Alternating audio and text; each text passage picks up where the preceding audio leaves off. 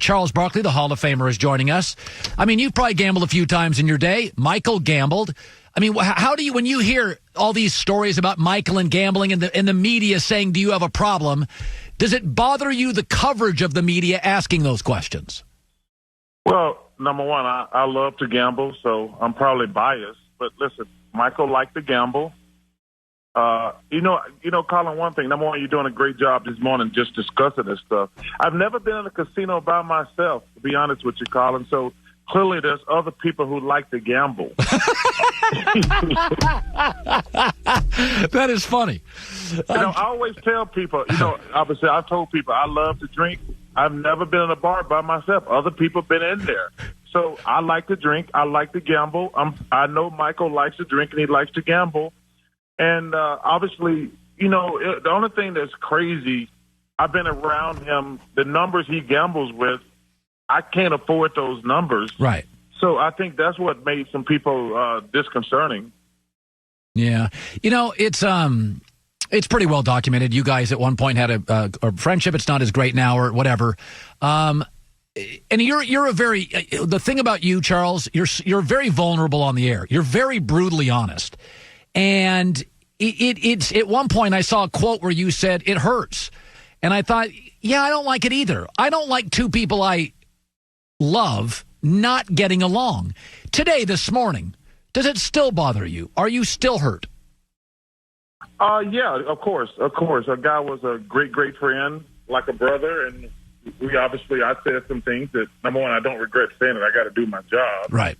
And that sucks. It plain out sucks. But, Colin, you've been in this business. You're a legend in this business. I'm not just saying this because I'm on your show. Like, you probably had to say some things about people you like. Yes. And it sucks. Yes. And I tell people, wait, I don't go on the air every week saying, hey, I'm going to bash this guy, but sometimes you have to say some things, and it sucks. Because, like I say, I love all these NBA players, but you have to do your job. And I know you've been in this thing 100 years. You probably had to criticize guys you like, guys you've been out to drink with, guys you play golf with or whatever, and it sucks, but you got to do your job. Oh, yeah. Tyronn Lue called me last year and yelled at me, and it was great. But he wanted, and I've always said, like, I'll Richie Incognito, Terrell Owens, it isn't fun. But I also think you and I have a responsibility to be honest, and honesty's hard, right? It's so funny. You're talking about all the political stuff. And let's talk about honesty for a second. People want you to be honest, but they only want you to be honest when they agree with you. Thank you. That's it. That's the one thing that sucks about honesty. People are like, well, Charles is honest. Like, yeah, when the people agree with you, and you're talking about the political stuff. Can you imagine if a player, not even have to? Because I remember like a year ago, they found a Donald Trump hat in Tom Brady's locker, and America like lost their damn mind. Like, wait a minute, he can wear whatever hat he wants to. He can vote for who he wants to. But can you imagine if? I don't want to use LeBron. That's too easy. Yeah.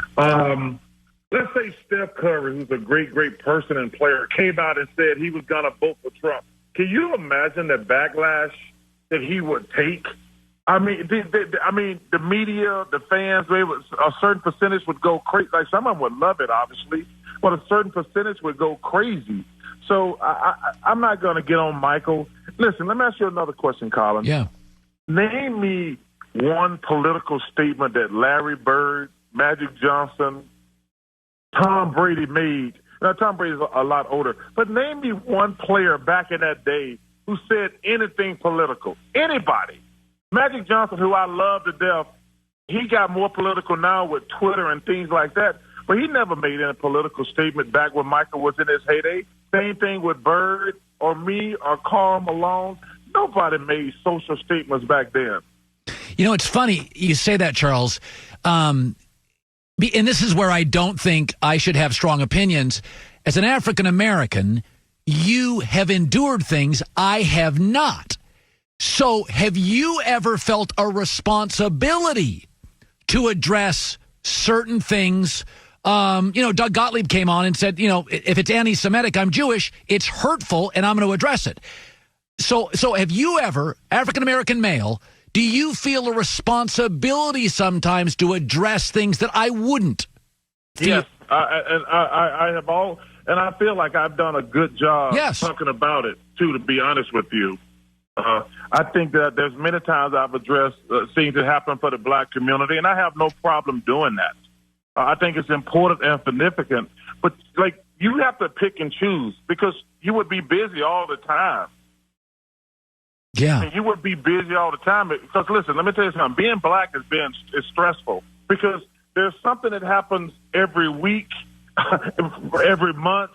That like you talk about racial injustice all the time. So I think you have to be selective because fans don't turn on basketball, football, baseball to hear you talk about social issues all the time. Right. That's actually the fine line you have to walk. Yeah. Like I say, I think you have to be very selective on what you talk about because there's actually something that could happen every single day.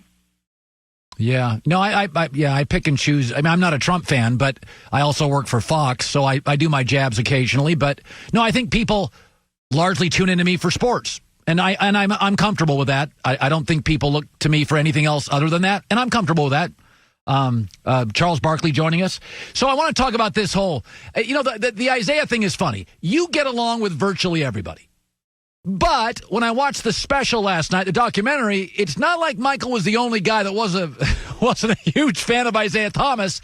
And I think of you as somebody that is gregarious and gets along with everybody.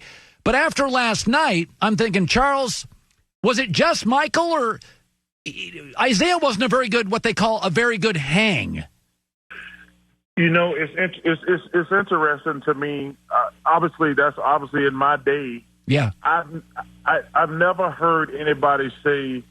I mean, obviously, I think the Pistons made a mistake not shaking Michael's hand. Right. I think they were 100% wrong. But when I was asked about the Dream Team, Isiah Thomas' name never came up ever. Michael, and listen, at that time, me and Michael are great friends. He never mentioned to me privately, like if he asked you about Isiah, that never happened. But I'm a big Isiah Thomas fan. I thought that he got a bad rap last week, to be honest with you, because, Michael called him a name and he felt like he needed to come out there and defend himself, which is rightfully so. But I listen, Isiah's always treated me great, and obviously I'm biased because I work with him now. Yeah. But I thought that he got a bad rap because if you go back and look at that documentary, Lambert's the one who started all the crap, walking off. And even Isiah, to his credit, he says, "I wish I had did that differently." Yeah. So I thought he took a beating last week for no reason. Yeah. As I watch this, you have said before you don't want to be on social media because it's a bunch of trolls and nobodies, and you're not wrong. The one thing I keep coming back to, Jerry Krause was kind of a short, heavy nerd. He just couldn't accept the fact that the players were winning the games. And God, every time I want to give Jerry Krause credit, I watched last night and I'm like, can you just get out of the way? Have you ever worked for a general manager in your life that you felt was either jealous or needy? I can't believe how needy Jerry Krause is. But Colin, I'm going to have to stop you, man, because I think you're 100% wrong on this. All right. First of all, Jerry Krause probably was needy. But I think the guy y'all are letting off the hook is Jerry Reinsdorf. I think this notion that Jerry Krause broke up the Bulls, if you go back and look at it, okay, they let Horace Grant go because they didn't want to pay him. Right. He left. Okay, he only played, in episode 1 and 2, everybody talked about how much money that Scotty made. Michael barely made more money than Scotty. And actually, over the career, Scotty made more money basketball-wise than Michael. Michael only made money those last 2 years. Reinsdorf broke up the Bulls for one reason. He didn't want to pay Michael anymore, and it was time to pay Scotty. Listen, Jerry Reinsdorf might have had little man syndrome, but I just think, listen, the notion that he broke up the Bulls, this was all about Reinsdorf not wanting to pay those guys. He never paid anybody but Michael those 2 years, and he paid him $30 million, and he was underpaid those 2 years. No, I mean, listen, you're right. My producer John Goulet this morning said he that was his argument, is that Krause is the fall guy for Reinsdorf's tight wallet. Yes, 100%. And I love that in episodes 1 and 2, he has this great suit on. And like, he's just, not only he throw Jerry Krause under the bus, he backed over him like 10, 15 times. Like, Jerry broke up the Bulls. I'm like, come on, man. If you wanted to pay Scottie Pippen, you got him at a great bargain, but you didn't want to pay him when it was time to pay him. You paid Michael $30 million 2 years to make it even comparable to what Scottie made his entire career. You didn't want to pay Horace Grant. Dennis, they never said how much money Dennis was making. You ever noticed that? They never, Dennis wasn't making any money either. The guy had the greatest, arguably up there with the Celtics and Lakers, as the greatest team ever. As long as they were cheap and inexpensive, he got a brand new stadium built. Yes, he's the guy. Listen, to me, he's the one who's getting off the hook. And listen, Jerry might have had little man syndrome, but Jerry Reinsdorf made a gazillion dollars, got a brand new United Center, and made $1 million gazillion and didn't want to pay anybody. Yeah. I got to tell you an inside story. All right. I was actually with Michael. We were in Lake Tahoe when he signed that first $30 million contract, and I've never told anybody this before, actually. And Michael was MFing on the phone, and he comes back to we were sitting around playing cards. I said, "What's going on, man?" He says, "Krause just gave me my 30."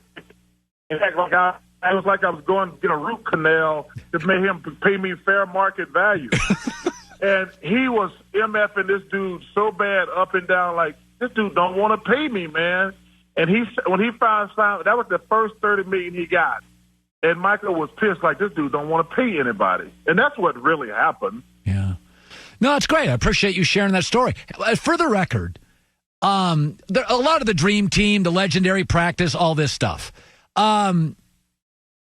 It was right after a season. You guys didn't have to play. The mythology is it was the most fun thing ever. Did you guys all love the Dream Team thing, or was it boring beating Tunisia by 60?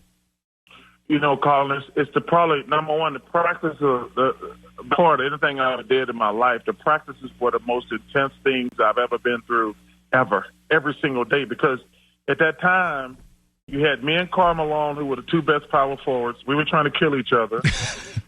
You had Patrick and David Robinson. They were the two best centers. They were trying to kill each other. And you saw a little bit, Clyde and Michael hated each other, so they practiced against each other every day. Magic had just lost to the Bulls in the finals, and he was pissed at Scottie for locking him down. So we had these little mano-a-mano things going every day. So that's what made it so crazy and intense. Like, the games were a cakewalk. But every day in practice, I'm playing against Karl Malone, David against Patrick, Clyde against Michael, Scottie against Magic.